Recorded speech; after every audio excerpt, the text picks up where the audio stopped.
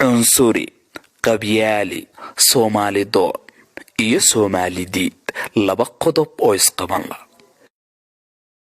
Kani waa Xasan Aadan Samatar, waa mid ka mid ah fanaaniinta reer Somaliland ugu jecel yihiin. Waxaa taageera kumanaan kun oo reer Somaliland ah. Aad ayay u jecel yihiin, laakiin isagu ma jecla.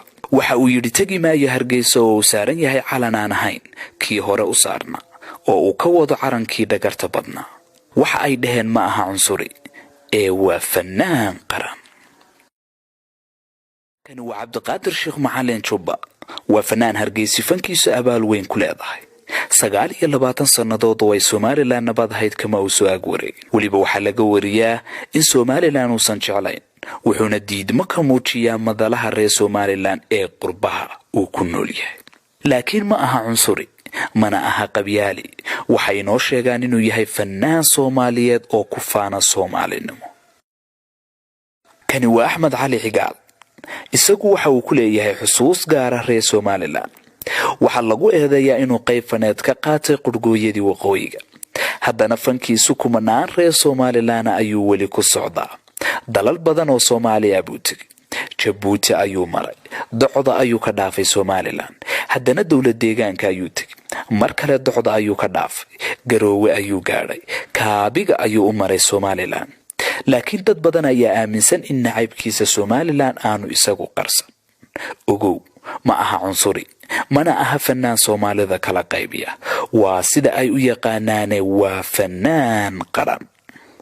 Kani waa Maxamed Saciid Cabdi BK. Hanti qaran ayay dadkiisu ugu yeedhaan. Calanka Somaliland ayuu huwaday.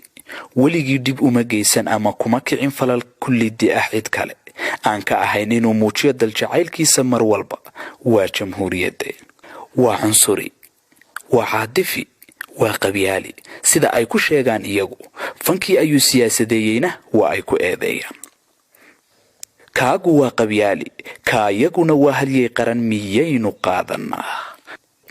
Qof kasta oo qoorta sudha calanka Soomaaliya waa wadani Soomaalinimo jecel. Mid kasta oo gacanta gashada calanka Somaliland waxa ay u yaqaanaan qabyaali iyo cunsuri. Ka Soomaaliya jecel waa Soomaali doon, ka Somaliland jecelna waa Soomaali diid, miyaynu siisanaa. Qodob kale oo la yaab leh: jacaylka Soomaaliya, u heesida Soomaaliya, ka waramida Soomaaliya, ku faanida Soomaaliya iyo ka hadalka Soomaaliya waa Soomaalinimo iyo muwaadin Soomaaliyeed, waa qarannimo iyo qiyam.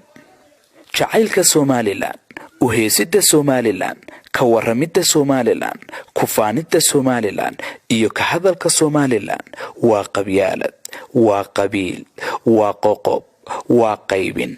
Miyaynu qaadanaa reer Somaliland?